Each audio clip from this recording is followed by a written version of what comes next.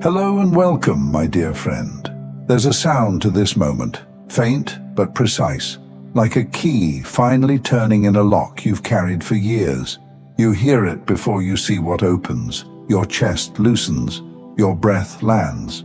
You're not imagining it. Redemption Day is near, not as an idea you hope for, but as a reality, edging into your day from every ordinary angle. Almost nothing around you has changed. You have. The same streets look kinder. The same tasks feel lighter in your hands.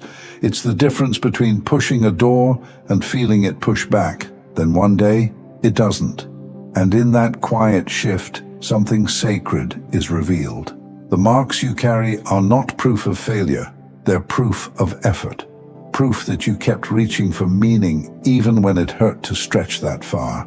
That you searched for God's voice in rooms where silence was the only sound.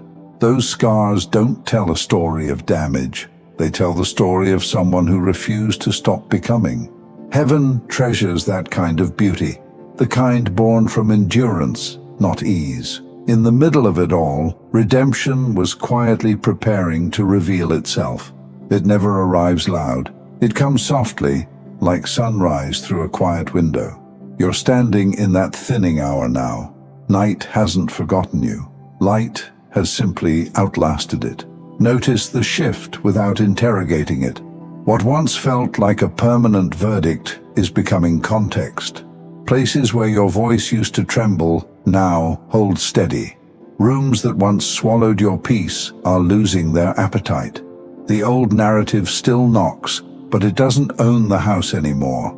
This is not a revision for show, it's a restoration with memory. God isn't painting over the past. He's lifting the smoke from the colors underneath. The years didn't disappear, they're being reassigned. Pain stops being a headline and becomes a footnote. The chapter doesn't deny what happened. It refuses to let it define how the story ends. You can feel it in your body. How your shoulders sit a little lower, how your jaw unclenches without asking permission. That's not fatigue, that's release. The weight that demanded proof of your worth every morning is retiring, and it doesn't get a farewell tour. Near has a texture to it. It's the kettle just before it sings, the letter already stamped, already sealed, already dropped in the post. You haven't opened it yet, but it's addressed to your current name, not the one you wore in survival. The future isn't standing far away waving at you. It's standing close enough to fog your mirror. Nothing about this is accidental. Quiet goodness is organized. Heaven has been setting tables while you were still washing your hands. The timing isn't late. It's accurate. Earlier, the blessing would have been decoration. Now, it's equipment. Earlier, attention would have tempted you to perform. Now, it will simply reveal what's been true for a long time. There's a tenderness in the way this is unfolding. People who once read you in fragments will meet you in full sentences. Even silence is different now. It doesn't accuse you, it holds you. Redemption doesn't erase your edges. It teaches them what they're for. The part of you that learned to brace no longer needs to live as a posture. The vigilance that once kept you safe becomes discernment that keeps you wise. The ache doesn't vanish into the air. It hardens into insight you carry without bleeding. If you listen closely, you'll notice the world speaking back to you in small confirmations. A task that always took 3 attempts finishes cleanly on 1. A conversation that once spiraled lands soft and stays there. None of it is proof you must collect. It's atmosphere catching up with decree. And still, this nearness comes with honesty. Redemption is gentle, not fragile. It can withstand your questions. It can hold the days when old echoes get loud. It doesn't demand that you pretend you never hurt. It insists that hurt won't be your compass anymore. There's a sacred practicality to what's happening. Answers will arrive through ordinary routes, through a line you've read 100 times but finally hear, through a name you've passed by that suddenly matters, through a path you thought was closed that wasn't closed, just saving itself for the right feet. Redemption loves humility. It hides miracles inside the mundane. You won't need to argue with anyone about who you've become. Peace is fluent.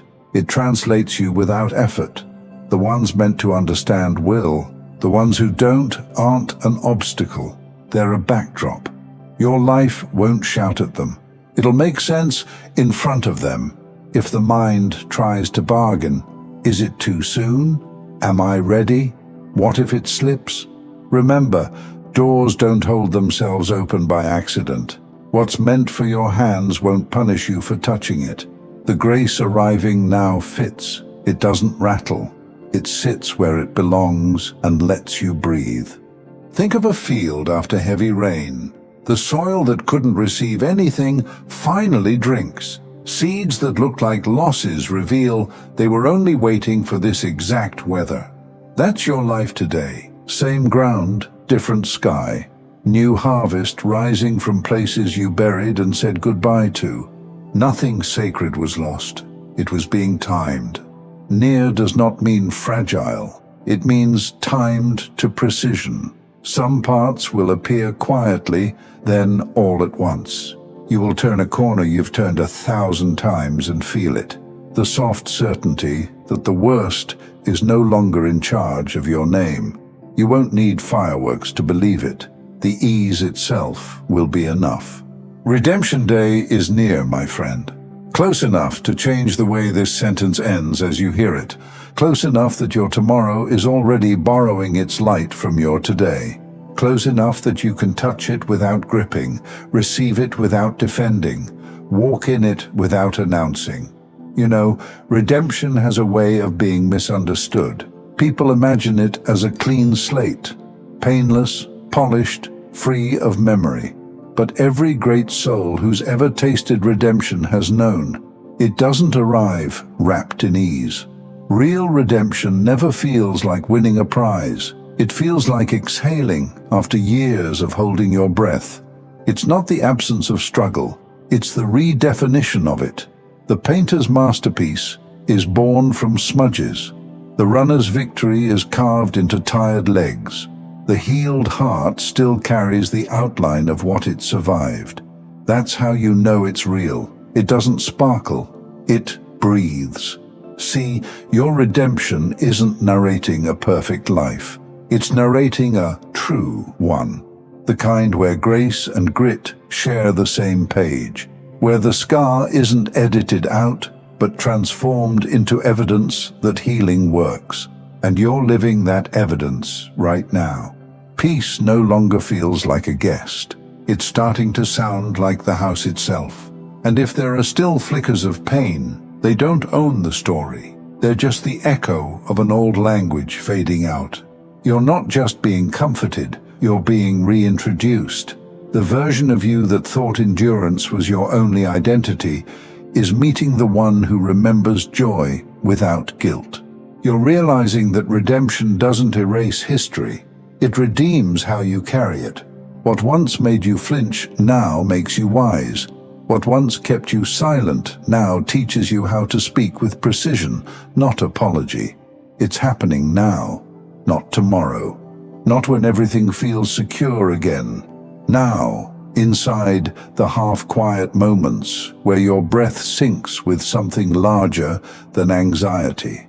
If you listen, you'll sense how God timed this unveiling with holy accuracy. He waited until the noise in your spirit softened enough to hear him clearly, until success no longer meant validation and solitude no longer felt like punishment, until your hands could hold blessing without shaking from the memory of scarcity. That's why redemption always comes dressed in calm, because only calm can hold what chaos was never meant to handle. And I know, it might still feel strange to trust peace after years of preparation for pain. It's a kind of spiritual vertigo, isn't it? To stand on ground that doesn't crumble and still brace for impact. But the truth is, the impact already happened. You survived it. Now you're standing in the afterglow of endurance, and heaven is calling that arrival. Look how you respond differently now. The same words that used to ignite fear barely register. The same uncertainty that once paralyzed you feels almost manageable. You no longer beg for signs, you recognize them mid-breath. You no longer chase closure, you outgrew the need for it. That's redemption, quiet evolution hiding in plain sight. And soon, what's shifting privately will mirror publicly. The places that once ignored you will start to echo your name. The opportunities that once bypassed you will circle back, not as pity, but as purpose. This time, you won't have to contort yourself to fit them. They'll arrive shaped to the outline of who you've become. Don't call this luck. Call it completion. Call it the exact hour heaven decided to reveal what was being built in silence. Your alignment finally caught up with its evidence, and it will keep unfolding like this, moment by moment, proof by proof, until you can no longer separate miracle from routine. So if your body trembles some mornings, don't mistake it for weakness. It's just release. Muscles learning they don't have to guard the gates anymore. Spirit learning that vigilance can rest without vanishing. Heart learning that softness isn't a liability. It's a language heaven speaks fluently. You've waited long enough for the dramatic sign. This is better. This is God proving that redemption doesn't need spectacle when it's this real. It shows up in your laugh sounding lighter, in your sleep coming easier, in your trust feeling like muscle memory instead of miracle. Every step you take from now is an echo of that first key turning in the lock, the one that started this whole new chapter. Redemption Day is near, close enough to taste, near enough to steady your breath, near enough that your name is already being spoken in rooms aligned with your next assignment. Let that settle in. You don't have to reach for what's already reaching back, because this is what divine timing feels like when it finally lands. The quiet knowing that you were never behind. You were just being saved for last. And the last is always the moment heaven pours the fullest cup.